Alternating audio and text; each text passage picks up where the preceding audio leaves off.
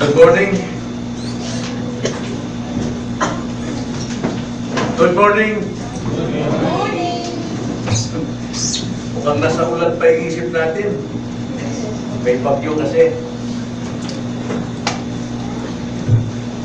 Ang sabi nga sa banal na kasulatan, ng ating pananampalataya ay napapalakas lamang at napapalusog sa pamamagitan ng salita ng Diyos. Kaya kung tayo po ay nasa pag-aaral ng salita ng Panginoon, marami tayong matutunan, marami tayong malalaman, at marami tayong kakalayaan na matatanggap. At kaya ang salita ng Diyos ang siyang makapagpapatibay ng ating pananampalataya. At ngayong umaga, magsimula tayo sa salita ng Panginoon. Ngunit bago lahat, tayo muna ay manalangin. Let us pray. Panginoon, salamat po sapagkat sa inyo kami nabubuhay, sa inyo kami kumikilos. Ang aming buong pagkatao ay nasa iyo po mga kamay. At tanging salita niyo lamang ang siya po makapagpapatibay ng aming pananampalataya. Salita niyo lamang ang siya makapagtuturo sa amin ng katotohanan. At ang katotohanan ito siya makapagpapalaya sa amin kung ito po ay aming pong ipinamumuhay. Kaya dalangin namin muli sa umagang ito, na nawa bigyan niyo kami ng unawa sa inyo pong mga salita. At bigyan niyo rin po kami ng mga paa at kamay na ito'y aming isagawa. Ito ang aming dalangin sa pangalan ng Panginoong Hesus. Amen. Napakalaga po ang ating pag-aaral sa Sunday School sapagkat ito po ang nilalaman ng ating pananampalataya. Kung hindi natin alam ang ating pananampalataya, ay mamumuhay tayo sa damdamin, mamumuhay tayo sa emosyon, mamumuhay tayo sa akala, mamumuhay tayo sa ating sariling alam, at mamumuhay tayo sa ating sariling lakas. Now sa ating Sunday School, nais kong balikan natin ang ating napag-aralan upang mapatibay pa ang ating pananampalataya. Nais kong buksan ito.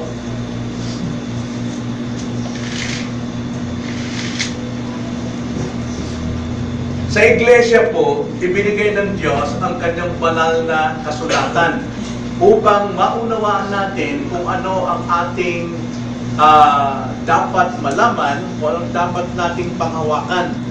Kaya ang iglesia po, ang pinaka-foundation nito, ang pinaka-lakas nito, pinaka-source ng kanyang strength, ng kanyang lakas, ay ang banal na kasulatan. Kaya sa ating pong doktrina, hindi pwedeng tayo lumabas sa banal na kasulatan, sa scripture, banal na kasulatan. Diyan tayo magsisimula. Diyan natin aalamin ang lahat, diyan natin makikilala lahat.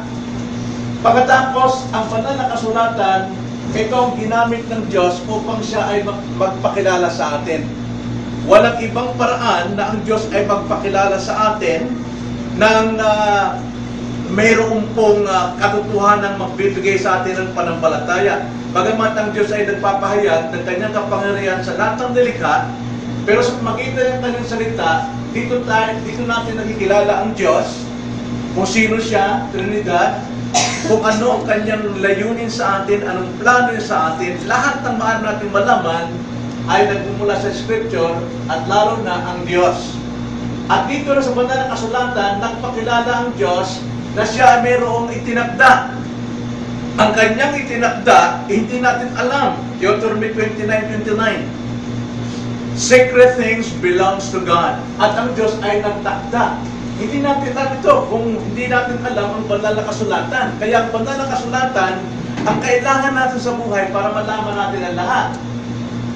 Ngayon, sa kanyang pagtatakda, para ito ay mangyari, yung kanyang itinakda, bago pa lamang likhain ang mundo, siya ay naglikha. Nilikha niya lahat ng bagay. Ang sabi nga sa Colossians chapter 1, verse 15 to 16, ang Diyos, ang exact representation of God, siya yung pangalan ng lahat, ibig sabihin siya yung origin ng lahat, at inilikha niya lahat ng bagay, may buhay man o wala, dakila man o munti, maliit man o ano pa man, o may buhay man wala, o nakikita man o hindi. Nilikha lahat ng Panginoon.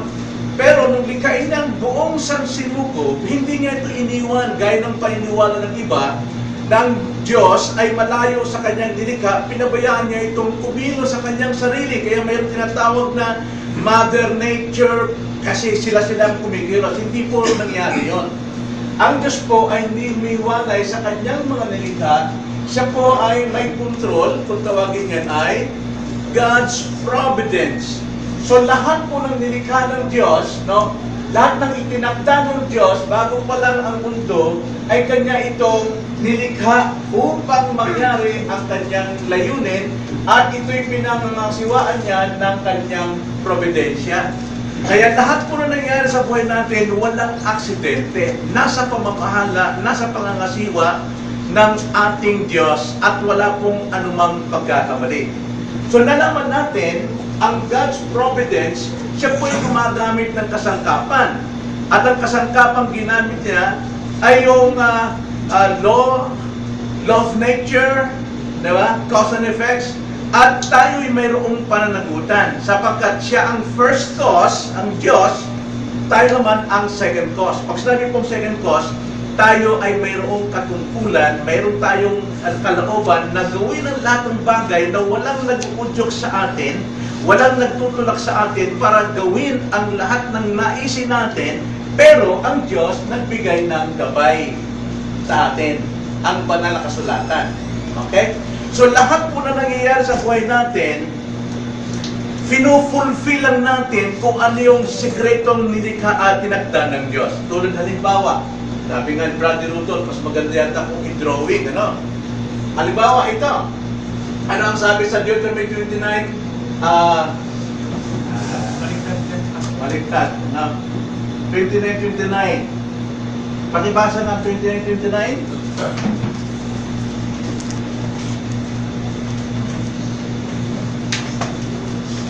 Ano sabi sa 29:29? Deuteronomy. Secret things. Okay, sundan niyo ako. Bagaman late na tayo, simula, 15 minutes tayong late. Pero kayo pa man, hindi natin intindihin yung oras, ano? Pakibasa nga. Ang mga bagay na lihim ay para sa Panginoon nating Diyos. Ngunit ang mga bagay na hayag ay para sa atin at sa ating mga anak magpakailanman upang ating magawa ang lahat ng mga salita ng kautusan nito. Okay. Ito halimbawa, ang secret will ng Diyos ay yung dulo ng ating kasaysayan. Ito, secret will ng Panginoon. Wala nakakaalam kung ano yung hantungan. Wala nakakaalam kung ano yung dulo ng ating buhay. Okay? Kaya sabi sa Deuteronomy 29. Kaso lang, itong secret will ng Panginoon, dalawa. Okay? Yung yung will ng Panginoon, dalawa. Ito yung secret will, pero mayroon din siyang revealed will. Ito, God's revealed will, ang Bible. Okay? Mayroon siya. Yung secret will, ang Diyos lang nakakalam nun. Para tayo ay hindi hahantong sa maling dulo ng ating buhay, binigyan tayo ng revealed will ng Biblia. Para hindi tayo bulag na maglalakbay sa buhay natin dahil hindi natin alam ang future. Hindi natin alam kinabukasan. Basahin natin Deuteronomy 30:19. Ano ang sabi? 30:19. Tinatawagan ko ang langit at ang lupa bilang saksi laban sa inyo sa araw na ito, na aking ilagay sa harapan mo ang buhay at kamatayan, ang pagpapala at sumpa. Kaya piliin mo at nang iyong binhi ang buhay upang ikaw ay mabuhay. Okay. So dito yung dulo nito, yung secret will ng Panginoon, life and death. Ito yung dulo niyan. Life and death. Pero ang utos niya, pasukin ang buhay. Halimbawa, ang buhay eso. Sa kanan na daan. Ito ang kamatayan. So, paano natin makukuha, mapipili yung buhay, daan ng buhay? Mayroong revealed will. Okay?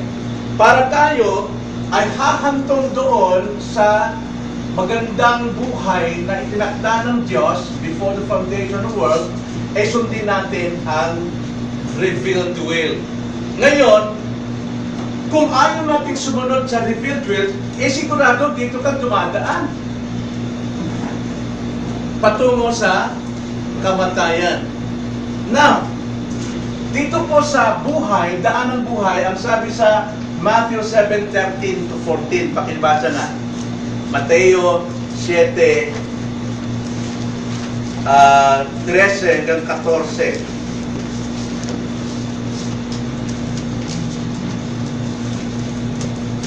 Pumasok kayo sa makalipot na pintuan, sapagkat maluwang ang pintuan at malapad ang daang patungo sa kapahamakan.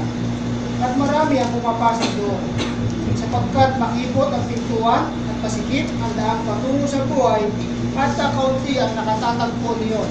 Okay. Sabi, ang utos ng Panginoon din, tulad sa Deuteronomy 30:19, enter life.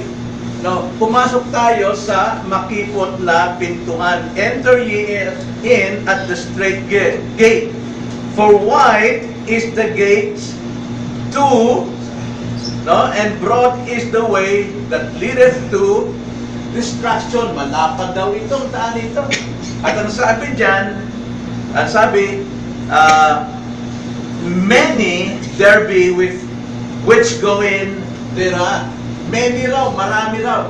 Ibig sabihin, marami pong mga disobedient sa salita ng Panginoon. Diba? Marami po ang lumalabag sa kalooban o revealed will ng Panginoon. Mayroon man tayong hayag na kalooban ng Diyos na dapat natin lakar nito upang tayo mapunta sa buhay, pero ginusto ng tao na lumabag at dito siya dadaan ang buhay niya, pamamaraan niya patungo sa kapamakan at kamatayan. Dito sa buhay na daan ng buhay, ang sabi diyan, masikip. Marami kang dadaanan dito mga trials, mga boundaries ng buhay mo. Minsan bumabagsak ka, tumatama ka ulit sa boundaries para manumbalik ka sa tama mong relasyon. Ganon din dito, lahat po ng nakatakda dyan ng pag-disobey ay hindi po darating sa iyo, kundi ikaw mismo pumapasok sa iyong ikapapahamak. No? Kaya sabi ni Rudolph na pag pumasok ka dito sa daan, darating sa iyo lahat ng kapamakan. Hindi po darating, ikaw ang papasok sa kapamakan. Kaya nga, mayroong cause and effects. Kung ang cause ay dito ka sumunod, ang epekto niyan, bagamat may trials, pero you are going to life. Dito naman, ang cause niyan, disobedient ka, marami rin mga problema, pero ang kanturan niyan is death. Because the wages of sin is death. Yan po ang ating tinatalakay ngayon. Kaya nga, lahat ng ating sinasabi, lahat ng ating iniisip, lahat ng ating mga actions, lahat ng ating mga decisions, lahat ng ating mga plans, may consequence kung dito tayo. Maring dito, yayaman ka. Maring dito, makikilala ka, mababantog ka. Pero, wala rin patungo ka roon sa iyong ikapapahamak. Sometimes naman, yung mga nandito ang buhay nila, nagkukunwaring nandito namumuhay sa Kristyanismo. Pero in realidad, bagamat sila ay sumusunod sa daan ng mga righteous, pero hindi sila pwede roon talagang buhay nila patungo sa kapamakan. So kailangan natin i-check ang ating sarili. Tayo ba'y totoo na nandito sa daan ng buhay? O tayo po ay nandito talaga? Eh dito minsan, matatalino itong nandito. Magagaling ang mga tuwiran pag nandito. Mas marunong sila sa Biblia. Mas mahusay sila magpaliwanag. Pero sa buhay hindi makita. Hindi makita sa buhay. Puros salita lamang. Okay? So maliwanag ba ito? Ngayon, sa God's providence, alam natin na mayroon tayong katungkulan. Kaya nga, ang Diyos ay soberano. Pag sabihin si Whitwell, soberano siya sa lahat mangyari, but we are responsible. Responsable tayo. Now, maaaring sabihin mo, wala naman nangyayari sa akin. Okay, wala. Pero hindi pwede maging sinungaling ang Diyos. Hindi pwede pwede mag-isimula. Kaya mas maigi kung nandito tayo sa daan na tama. Mas maigi kung nandito tayo sa daan. So nakita natin ang God's providence, pinag-aral natin God's providence in general, no? Pangkalahatan, wala pong aksidenteng nangyari sa atin. Kahit yung mga random, yung pana, hindi man magpapana yung taong yon kung walang cause. Anong cause? May digmaan eh. Hindi rin magkakaroon digmaan kung wala rin cause. Bakit may digmaan? Dahil sa kasakiman ng tao. O di kaya mayroon silang layuning, wala pa mang layunin. Pero hindi rin mangyari yung planong yon kung wala pong kasamaan. Lahat yan mayroong dahilan. Kaya yung pagbitaw noong palaso in random, alam naman natin na yun ay nakatakda kay Ahab kasi nauna pa lang doon, si Ahab ay sinabi nilang Diyos, mamamatay ka kung paano hinimot ang dugo ni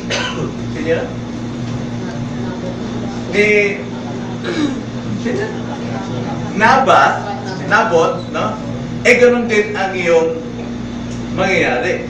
Dugo mo ay himurin din ng aso. Pero hindi natin alam kung paano ang kamatayan. Ang kamatayan ay, ang pagkamatay ay means lang yun. Kasangkapan lang yun. Pero yung oras ng iyong kamatayan, nakatakda na yun. Okay? So, nakita din natin na ang Diyos ay gumagamit ng kasangkapan. No? Pero ang Diyos, hindi siya alipin ng kasangkapan sapagkat gumagawa siya ng against sa means. No? Gumagawa siya ng walang means. Walang kasangkapan. Kung tawagin niyan ay miracle. Iba lang. Kaya huwag kayo maniwala dyan sa mga sinisigaw sa advertisement na pumuti yung kanyang skin because of the foundation niya. Himala! Hindi yan himala. Mayroon yan dahilan, may cause and effects. No? Ibig sabihin, pag nasunog yung tao, himala din. Hindi. Mayroong cause yan. At yan ay ating natalakay. Ngayon, nakita natin na ang Diyos din ang may control ng kasalanan, ng lahat ng kasalanan. Na gusto kong basahin yon. Na ang kasalanan ng tao, kung wala ang kontrol ng Diyos, alam nyo, magpapatayan tayong lahat. Sapagkat lahat tayo ay masama. Kung hindi po Diyos ang may kontrol, ubos tayong lahat, walang matitira. Kasi para rin tayo mga hayop. Pero ang mga hayop man ay nagkakagatan, pero mayroon ding limitasyon. Ganito ang pagkakasabi sa ating 1689. Chapter 5, paragraph 2, paragraph 4. Ganito ang sabi.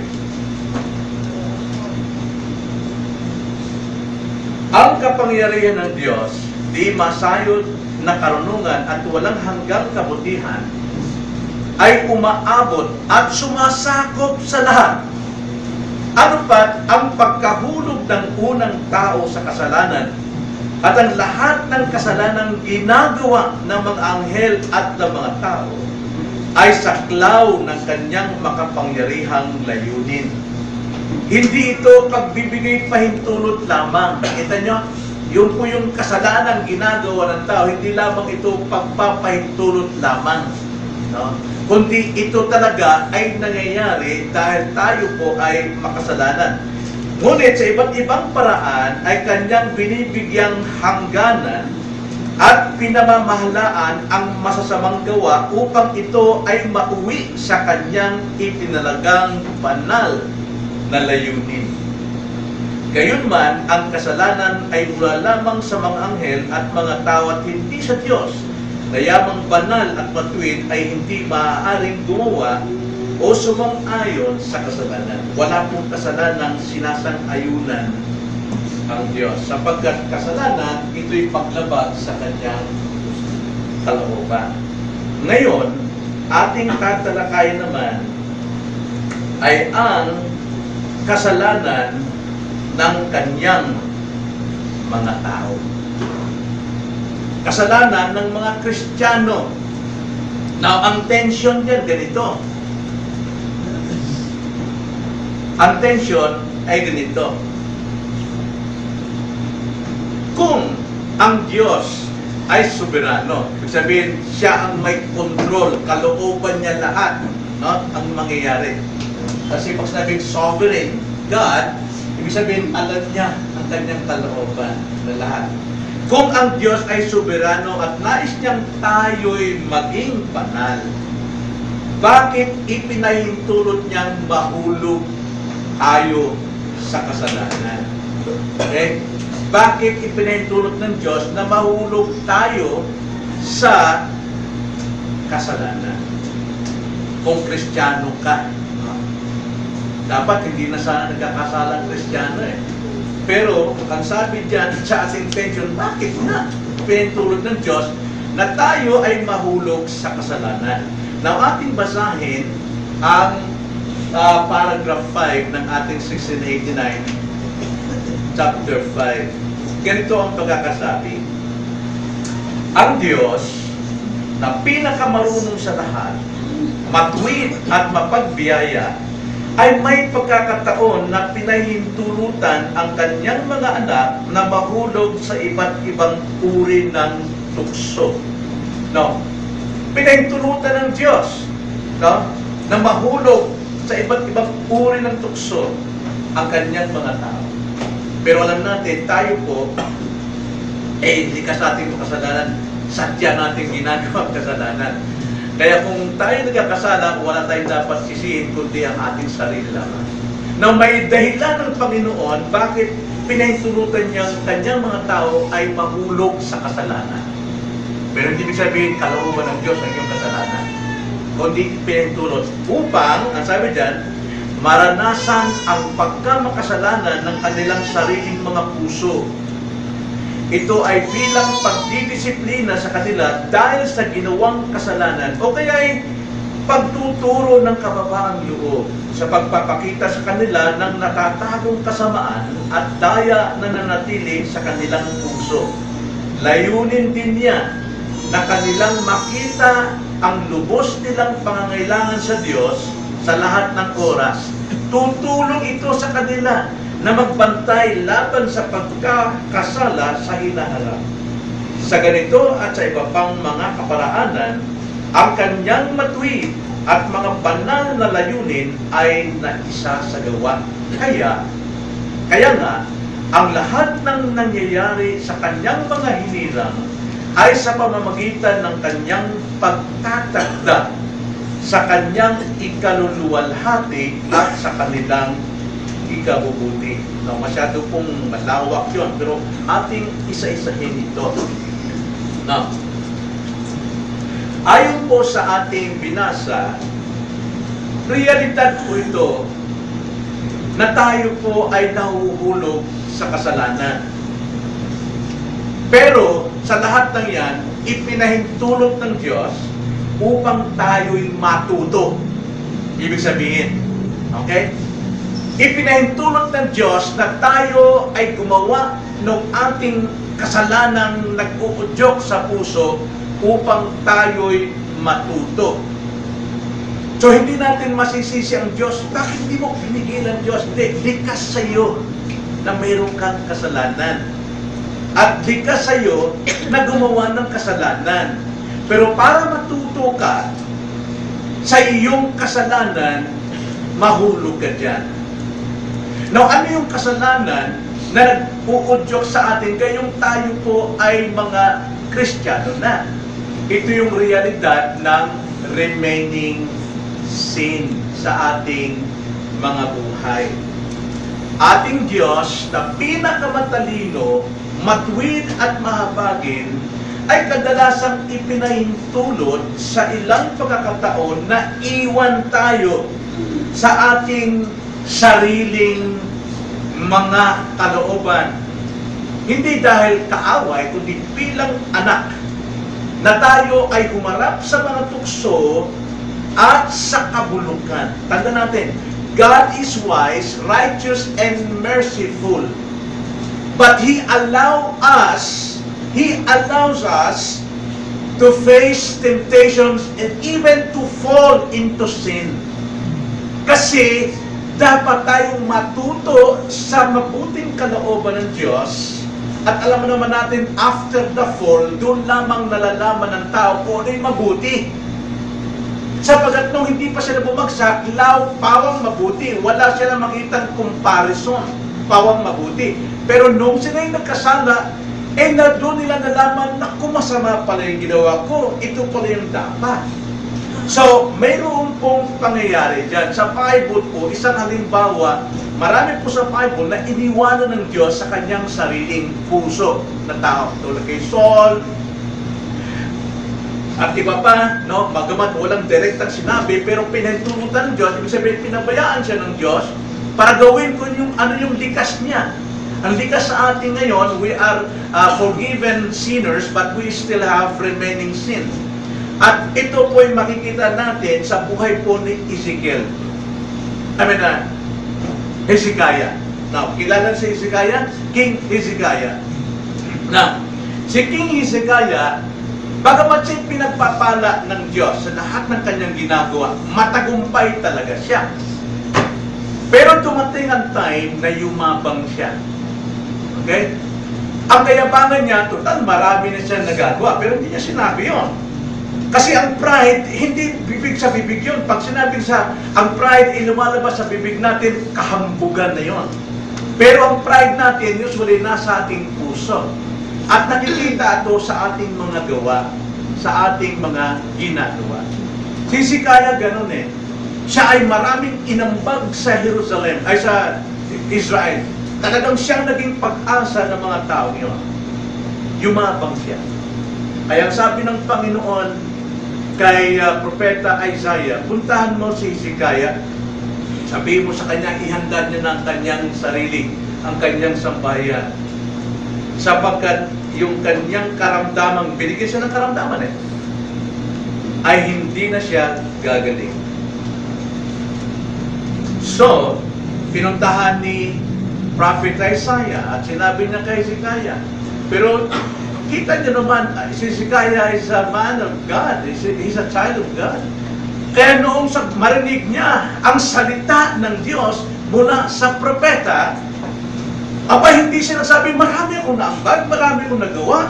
Ano ba ito? Kung kailan man ako naging mahusay na hari. Hindi. Siya po ay humarap sa dingding. Wala siyang kaya humarap sa Diyos, kundi sa dingding. At doon siya nagsalita, Panginoon, alalahanin mo ang kabutihang ginawa mo sa akin. Nagawa ko ang lahat ng ito. So, he humbled himself. At nung paalis na si Isaiah, sabi ng Diyos, balikan mo siya sapagkat nakita ko ang kanyang luha at narinig ko ang kanyang pagpapakababa. Sabihin mo sa kanya, durugtungan ko pa ng 15 taon ang kanyang buhay. At sinabi ni Prophet Isaiah, so, mayroon siyang 15 taon. At sabi, paano kung malamang ito yung totoo? Sabi ni Prophet Isaiah, anong gusto mong gawin?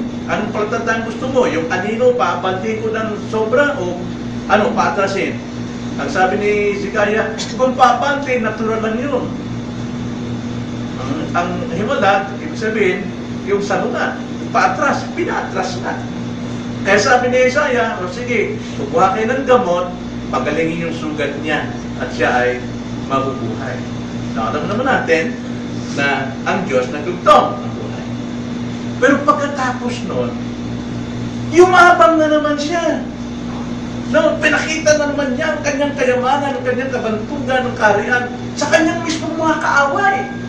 Kasi humanga yung mga kaaway, nagregalo pa sa kanya, pero yumabang pa rin siya. So, dahil doon, ang sabi ng Panginoon sa kanya, basahin natin 2 Chronicles chapter 32, verse 31. Ang sabi, kaya tungkol sa mga sugo ng mga pinuno ng Babylonia na isinugo sa kanya upang magkusisa tungkol sa tanda na ginawa sa lupain, ipinaubaya ito sa kanya ng Diyos upang subukin siya at upang malaman ang lahat ng nasa kanyang puso. Nakita niya? Pinabayaan siya ng Diyos sa kanyang sarili dahil sa kanyang kayabangan. Dahil sa kanyang pride. Iniwan siya ng Diyos. Iniwan siya. Kaya, sa realidad po, sa ating remaining sin, may time na iniiwan tayo ng Diyos para gawin natin yung hindi nararapat nating ginagawa. Hindi para tayo ipahama, pero upang tayo'y turuan. Kaya itong sabi ni Pablo sa Romans 7, verse 17 to 20, ganito napakalinaw po ng sinabi ni Pablo, na alam kong sa direkta ng banal na Espiritu, nakita niya ang doktrinang ito sa buhay ni Haring Hezekiah. At sabi niya sa Romans 7:17, "Subalit ngayon, hindi na ako ang gumagawa nito, kundi ang kasalanang nananatili sa akin. Sapagkat nalalaman ko na walang mabuti na nananatili sa akin sa makatwid ay sa aking laman." Now, ang tinutukoy dito ni Pablo ay ang kanyang buhay Kristiyano at ang buhay niya sa lubang buhay. Kung tawagin niyan, nasa laman. Okay? Wala raw mabuti sa kanya doon sa kanyang buhay nasa laman. Ibig sabihin sa kanyang makasalanang likas. Sa Kristiyano, remaining sin. Okay? Then, 19, "Sapagkat ang mabuti na aking nais ay hindi ko ginagawa, ngunit ang masama na hindi ko nais ay siya kong ginagawa. Sa makatwid, kung hindi ko nais ang siya kong ginagawa, ay hindi na ako ang gumagawa nito, kundi ang kasalanang nananatili sa akin." So tayo po ay prone sa mga temptation. Tayo po ay prone para bumagsak sa kasalanan kapag iniwan tayo ng Diyos. Sapagkat Kristiyano nga tayong totoo, pero pagka iniwan tayo ng Diyos, mamumuhay tayo sa ating remaining sin at tayo'y babagsak talaga sa kaunting tukso. Kahit piso lang makita mo sa kalsada, matutokso ka talaga. Kahit gamunting kita lang, isusugal mo ang buong isang taon mo sa buhay. Pinababayaan tayo ng Diyos niya. Bakit po? Narin po sa ating 1689, may reason ng Diyos. Mayroong 5. Ano po yung reason ng Panginoon? Una, upang maranasan natin ang pagkamakasalanan ng ating puso. Makasalanan pa tayo. May remaining sin pa tayo. Bagamat tayo ay mga pinatawad ng Diyos at tayo ay panglangit na, pero nandito pa tayo sa lupa, makasalanan pa rin tayo. At yun ang layunin ng Panginoon, bakit tayo pinababayaan sa ating remaining sin para maranasan natin ang pagkamakasalanan ng remaining sin na yun sa ating puso. Ikalawa, para disiplinahin tayo sa ating ginagawang kasalanan. Para tayo disiplinahin sa ating mga ginagawang kasalanan. Ikatlo, upang turuan tayong magpakumbaba sa pagpapakita sa kanila ng natatagong kasamaan at daya na nanatili sa kanilang puso. Alam nyo, mismo sa bibig natin, lumalabas yung ating kayabangan. No? Nagmamagaling tayo sa ating mga paniniwala. Iginigit natin na tama tayo, pero hindi mo nalalaman, inilalantad ng Diyos yung kabahuan ng ating panlubog na kasalanan to humble us. Pero ang nangyari po, habang tayo po'y nagmamalaki, nagmamataas, lalo po tayong nagmamataas. Imbes na makita natin iyapang ko na, hindi ko man lang pinagbigyan sila na magsalita. Ako ang bida. Kailangan po. Yan po ang aral. Yan pang-apat, kaya tayo iniiwan ng Diyos sa ating pong sarili para makita natin lubos ang pangangailangan natin sa Diyos. Hindi ka mabubuhay kung walang Diyos. Alam niyo, kung iyo lang panghawakan ang Acts chapter 17, verse 28, in Him we live and move and have our being. Alam niyo, magiging mapagpakumbaba tayo, hahanapin natin palagi ang salita ng Diyos. Paano kang lalago sa kaalaman kung wala kang nakikinig na napapakinggan? Paano mo may tutuwid ang iyong buhay kung wala kang gabay ng banal na kasulatan? Nandito ka palagi sa kaliwa. At nirarason natin ang ating trabaho, nirarason natin ang ating kabisihan, nirarason pa din natin yung providensya, nagkakasakit tayo, hindi mo pa nakikita. Hindi ba natin nakikita bakit nangyayari ito? Mayroong cause. Mayroong dahilan. Tayo na nangatwiran tayo sa dahilan, hindi na dahilan natin. Hindi tayo makapag-humble sa ating sarili. Ngayon, yun ang layunin ng Diyos na tayo iwan sa buhay natin ganun. Just to humble us, to keep us humble.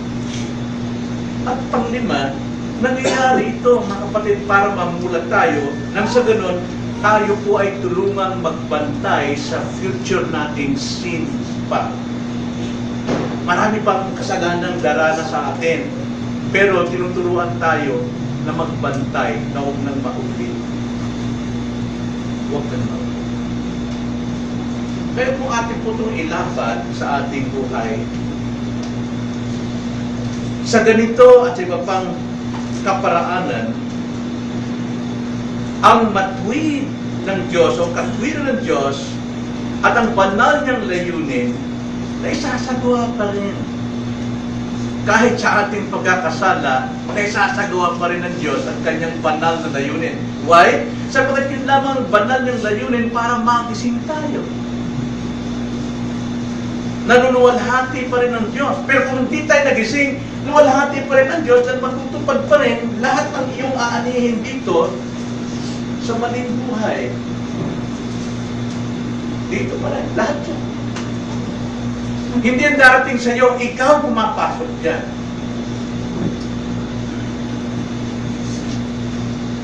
Kaya nga, matuto tayong tumingin, matuto tayong magdepende sa Diyos. Kaya sinabi ni Brother Feli kanina, 1 Corinthians 10:31, whether you eat or drink, whatever you do, do all for the glory of God. Pero nangyayari pa sa atin yun. Pinangahawakan lamang natin sa ating isipan at labi na ganoon para lang masabing tayo ay malapit sa Diyos. Pero tignan natin ang ating sarili, ginagawa nga ba natin, naluluwalhati nga ba ang Diyos?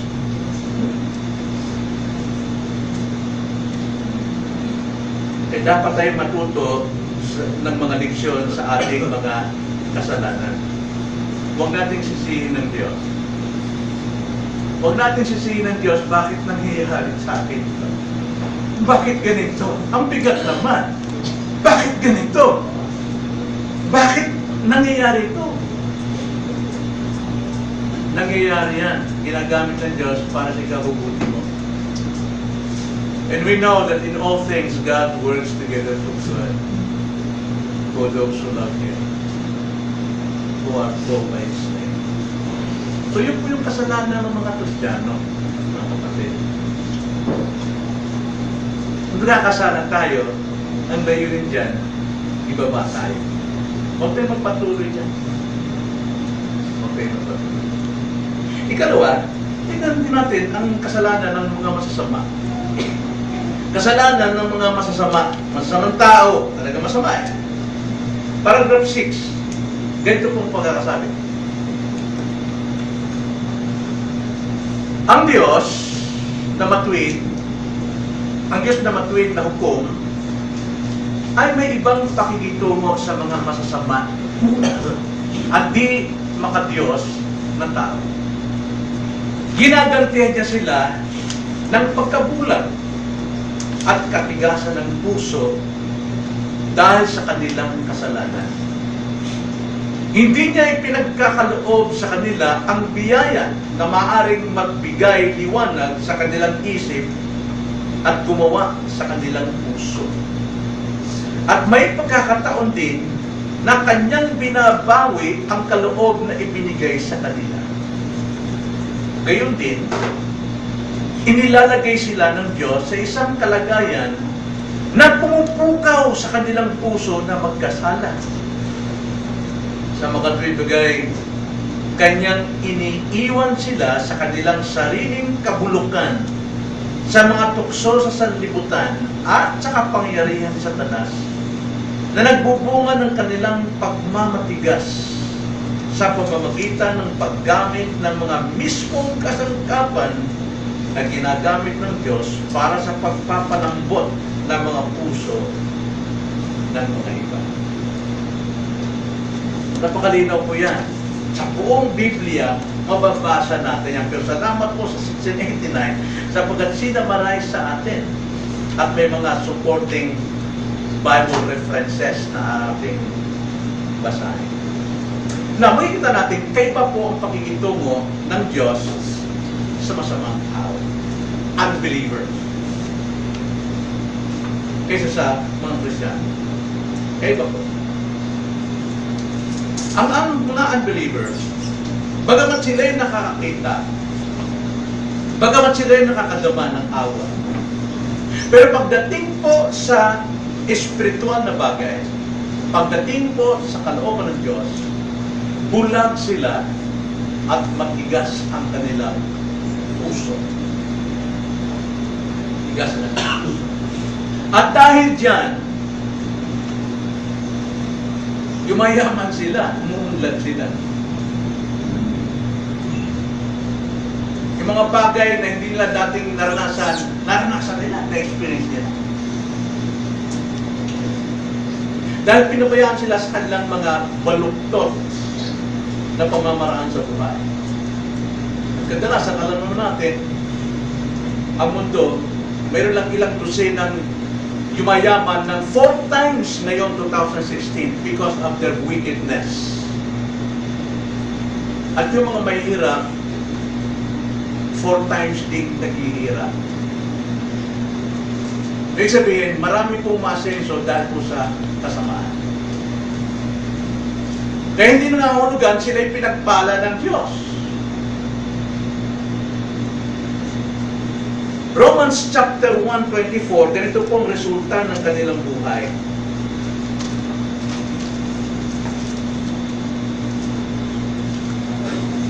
Kaya dahil sa mga pagnanasa ng kanilang puso, ay hinayaan sila ng Diyos sa karumihan upang lapastanganin ang kanilang mga katawan sa kanilang sarili. Papansin niyo yun? Mga sikat ngayon, mga taong bantog, hindi naging bantog kung hindi sila mag-ubad sa harapan ng tao. Hindi sila kikita. Hanggat hindi nila pinagsikapang sila'y mauna sa lahat ng bagay. 26, dahil dito'y hinayaan sila ng Diyos sa mga mahahalay na pagnanasa. Ipinagpalit ng kanilang mga babae ang likas na pagkalikas sa dilikas. Kaya hindi naman ang mga lalaki nang iwan ng likas na pakikipagtalik sa mga babae ay nag-anap sa kanilang pagnanasa sa isa't isa. Gumagawa ng kahalayan ang mga lalaki at sa mga kapwa-lalaki at tumatanggap ng kanilang sarili ng kaparusahan ng kanilang pagkakamali. Ano ang number 1 pinakamalaking negosyo na kumikita billions and trillions of dollars and even pesos sa Pilipinas sa internet? Pornography. Ang daming mayaman dyan. Kahit yung mga bagay na nakakahiya, tungtuan nilang gawin. mga homosexual. 28. At palibasa hindi nila minabuting kilalanin ng Diyos, hinayaan sila ng Diyos sa isang mahalay na pag-iisip upang gawin ang mga bagay na hindi nararapat. 29. Napuno sila ng lahat ng uri ng kasamaan, kalikuan, kasatiman, kahalayan, at puno ng inggit, paglalasing, o pagpaslang, pag-aaway, pandaraya, katutsuhan, mahihilig sa chismis, mga mapalirang puri, mga napupot sa Diyos, mga walang kakundangan, mga palalo, mga mapagmataas, mga manggagawa ng mga masamang bagay, mga swail sa mga magulang, etc., etc. Hindi ka aasenso sa mundong ito kung hindi mo taglay ang ganitong kasalanan.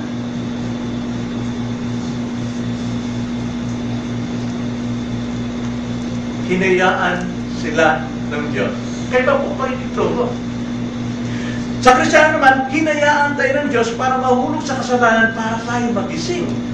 Sila hindi. Hinayaan sila ng Diyos para lamunin nila ang mga bagay na nakakahiya na siya nilang ipagmamalaki sapagkat yun ang kanilang paraan para kumita, mapantong at iba. Nakalungkot po yan. At minsan, for the sake of religion, nakikisa sila sa mga Kristiyano. Nakikisama. Nakikisang-ayon. Nag-aaral ng theology. Sumasamba rin. At mayroon pang grupo ngayon ng mga homosexual na mayroon silang fellowship. At kinikilala nilang Diyos. Pero hindi na binasa yung Genesis. In the beginning, God created man and woman. Kaya nangyari po, pagkamat nakakatanggap sila ng mga gift na yun, nasabi po sa Matthew 13:12, sapagat sino mang mayroon ay lalong bibigyan at makakaroon siya ng kasaganan, ngunit sino mang wala, pati ang nasa kanya ay kukunin. Wala na nga, kukunin pa. Ibig sabihin, binabawi ng Panginoon. Chapter 25 ng Matthew, verse 29. Sapagat ang bawat mayroon ay bibigyan at siya'y magkakaroon pa ng kasaganan, ngunit ang wala, pati ang nasa kanya ay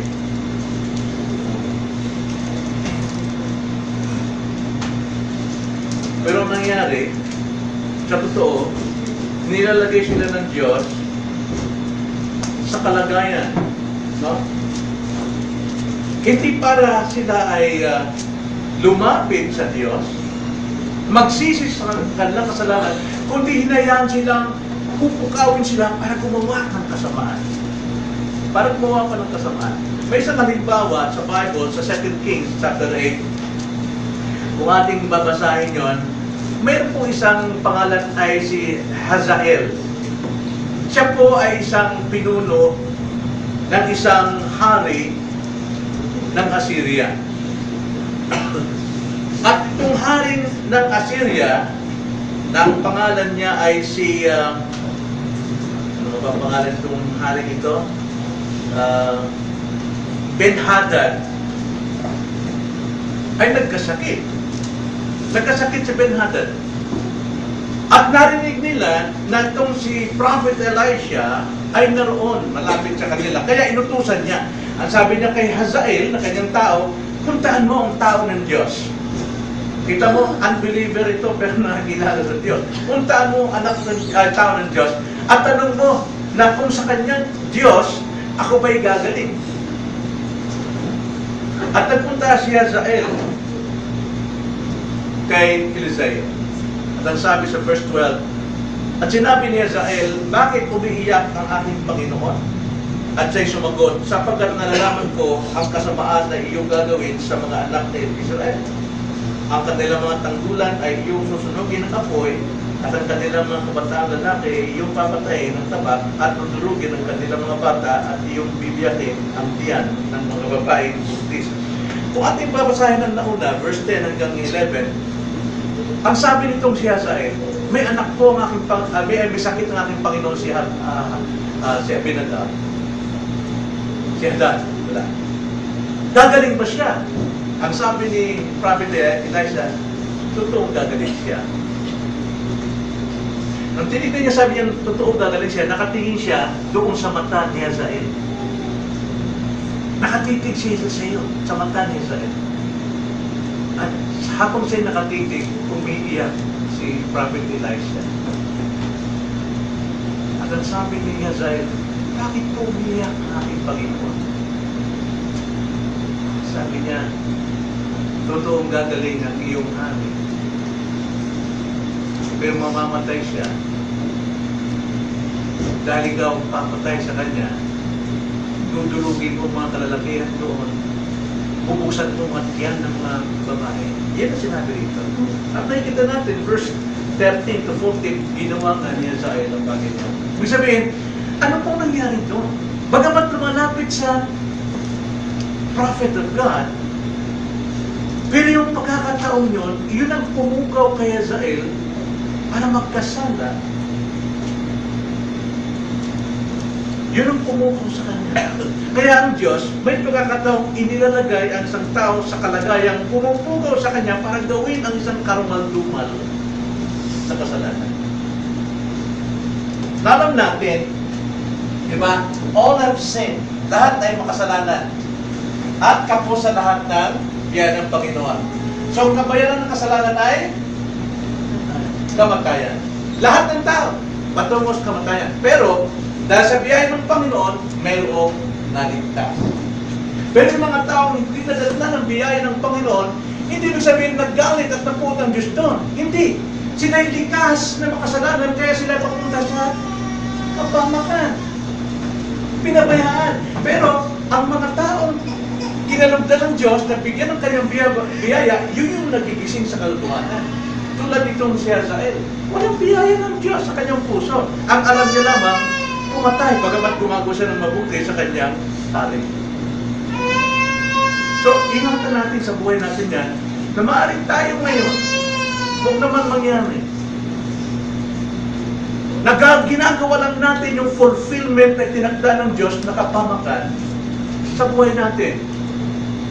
At sinasabi na tayo mananampalataya, pero at the same time, matigas at bulag ang ating puso sa katotohanan.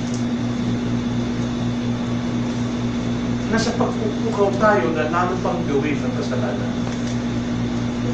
Wala tayong kalooban na iwan ang kasalanan.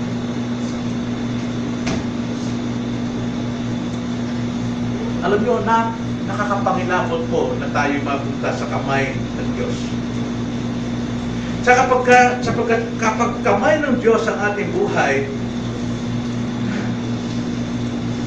akala natin tayo na sa Kanya na. Akala natin tayo nagpupursige sa Kanya. Pero ang totoo niyan, tayo po'y nasa hatol ng Diyos.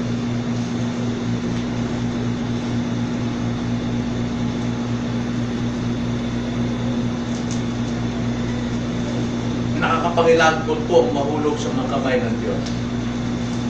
Kinakailangan matakot tayo sa kasalanan at matakot sa Diyos at tumalikod sa kasalanan. Panghuli po, matalakayin natin ang kalagayan naman ng kanyang iglesia. So nakita niyo ang pagkakaiba ng kasalanan ng mga tao ng Diyos at kasalanan nitong masasama. Sama-sama, walang biyaya nangyari sa kanila. Tuloy-tuloy sila sa kanilang gawang kasalanan. Tuloy-tuloy sila. Pero mga Kristiyano, mga totoong niligtas ng Panginoon, sila'y pinatawad, nagkakasala pa rin, pero hindi tuloy-tuloy. Sapagkat yung kanilang kasalanan, uuwi sa kanilang pagsisisi, pagpapakumbaba, para lumabalik sa Diyos. So once na tayo po ay nagsisi, lumalagot tayo sa ating panampalataya sapagkat pinakinggan natin ang salita ng Diyos na isasagawa natin. Ngayon naman, talagayan natin bilang iglesia. Ano ba talaga ang layunin ng iglesia sa mundo? Bakit may mga churches? Now, tinutuloy ko rito, mga local churches. Kasi alam natin, universal church, hindi natin nakikita yon. At lahat ng membro doon talagang sigurado ligtas na, mapunta langit. Pero makikita natin, mga membro yon, kung nabubuhay pa, nasa lokal na iglesia. Kaya ano ba talaga ang standing ng church? Bakit masyadong minamaliit ito? O sige, iba naman, masyadong big time, no? Ano ba talagang layunin?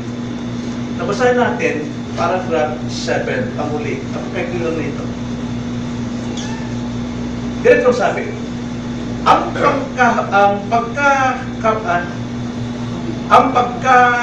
pangkabuang providensya, no? The whole, no, summary of the providence of God. And sabi diyan, as the providence of God doth in general reach to all creatures, so far a most special manner it taketh care of his church, and dispossess all things to the good thereof. Mahirap yung English ko rito. Ang pangkabuang providensya ng Diyos ay sumasaklaw sa lahat ng nilikha. Right? Ngunit, ang namumukod tanging paraang ito ay ginagawa sa pag-iingat ng kanyang iglesia. Ang lahat ng bagay ay pinamamalaan para sa ikabubuti ng iglesia. Now, in summary, ganito po yun eh. Ang Diyos nagtakda ng lahat ng mangyayari sa panahon natin. At dahil dyan, nilikha niya ang lahat ng bagay. Pinamahalaan niya ito. Dahil meron siyang layunin. At nakita natin sa mundo, nakikita natin ang iba't ibang layunin niya. At ito'y na-unfold lamang sa history, sa kasaysayan. Yung kanyang secret will, nakikita natin. So, God's decree happens in eternity, God's providence happens in history. Ngayon, ano po yung pinakalayunin? Ang pinakalayunin ng Diyos, kaya ang kanyang pagtatakda, kanyang isinagawa sa creation, at pinamalaan ng kanyang providensya dahil po sa kanyang mga tao. Because of the church. Ay napakalaga po mapabilang sa iglesia. Ngayon, ang providensya ng Diyos sumasaklaw sa lahat ng nilikha. Hindi makakaila. Ngunit, namumukod tanging paraan ng providensya ng Diyos ay ginagawa sa pag-iingat sa kanyang iglesia. Hindi iglesia ni Manalo, hindi iglesia ni Isidro, hindi iglesia kung kani-kanino, kundi iglesia ng Panginoon. So, all things are ruled para sa ikabubuti ng iglesia. Doon po apply yung Romans 8:28. Lahat po ng miyembro ng iglesia, dapat po yung Romans 8:28. Kaya nga, as a church, no, in general, bilang iglesia, anong plano ng Diyos sa kanyang iglesia? Hindi yung sabi sa Old Testament pa lamang. Zechariah 2:8. Tumutukoy ito sa mga tao ng Diyos. Sa Lumang Tipan, ito ay nilalarawan ng bayang Israel. Alam naman natin, bayang Israel, hindi, pinili silang bayan, pero hindi sila tiyak na pinili sa kaligtasan. Sapagkat marami sa kanila ang hindi naniniwala kay Kristo. Kaya ang tinutukoy dito ay tinutukoy sa iglesia sa ating panahon. Ang sabi diyan, itong sabi ng Panginoon ng mga hukbo, pagkatapos na suguin ko ako ng kanyang kaluwalhatian sa mga bansa na nananamsam sa inyo. Tunay na ang sumaling sa inyo ay sumasaling sa itim ng kanyang mga mata. Ano po ibig sabihin no? Ang iglesia po is the apple of God's eye. Sa inyong apple of the eye. Ang iglesia, apple of the eye. For example, sa akin, bilang magulang, yung apple of the eye ko, mga anak ko, salangin yung anak ko, pintasan nyo, may tama kayo sa akin. Ngayon, ako na ang apple of the eye. Pero sa Diyos, tayo yung apple of the eye. Tayo apple of the eye. Pinaglalaan ng Diyos ang iglesia ng mabubuting karunungan. Kaya mga kapatid, encourage ko sa inyo, huwag niyong sabihin may alam na kayo sa Biblia. Hindi nyo na, binabaliwala nyo na yung mga kasangkapan niya para lumago tayo sa ating panampalataya, Bible study, prayer meeting, worship, binabaliwala natin. Lumalago ka ba sa panampalataya? No. Because faith cometh by hearing. Hearing by Christ's word.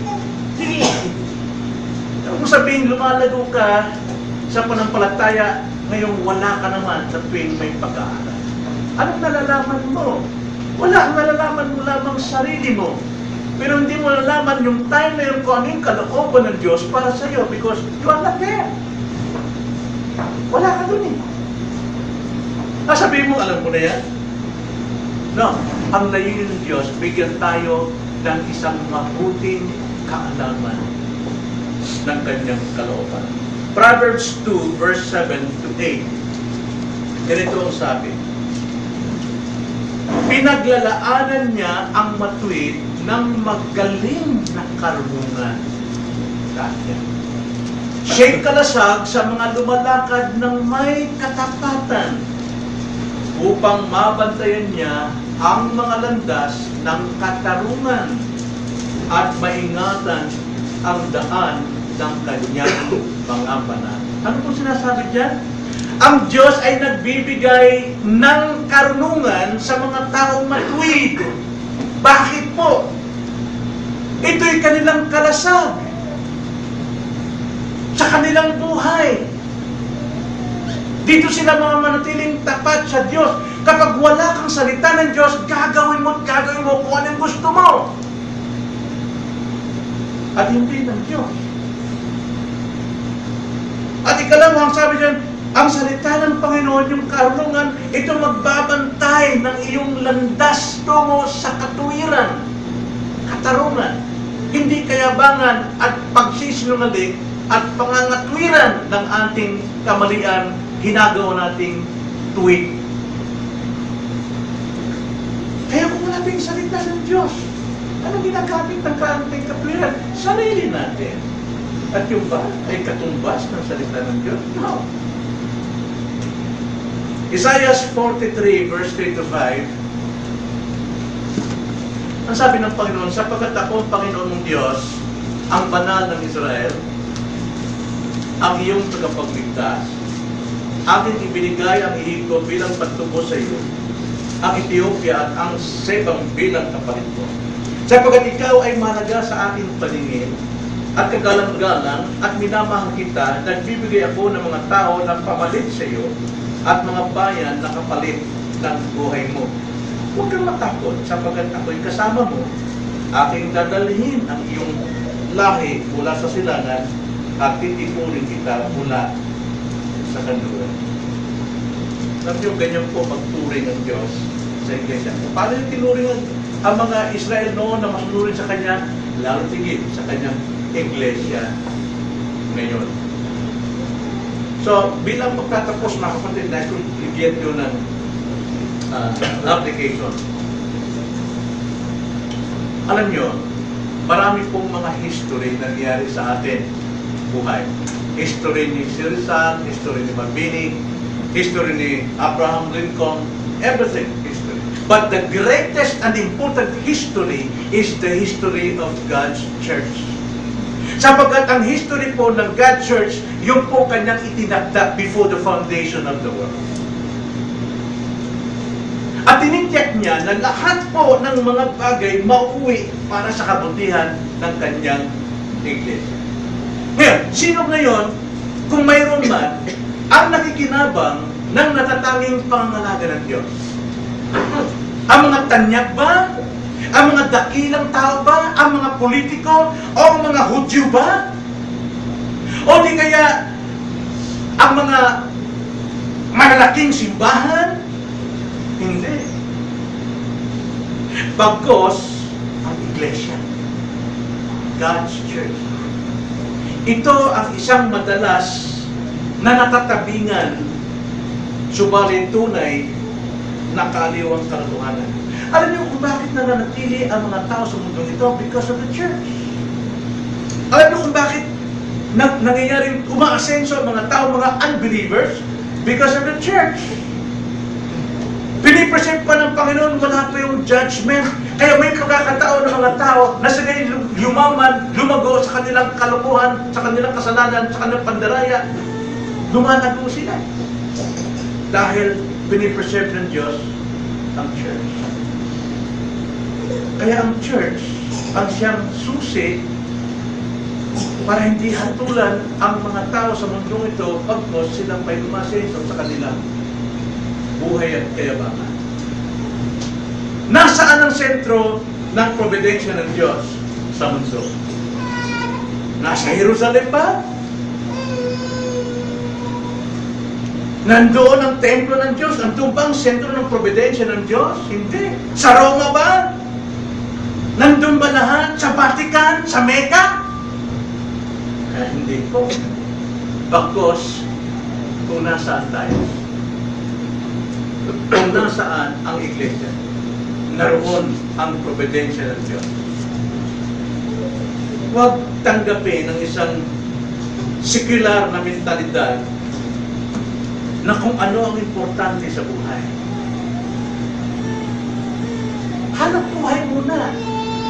Diba, tsaka na lang muna yan, samba-samba na yan. Mentality ng mga tao, mga disobedient.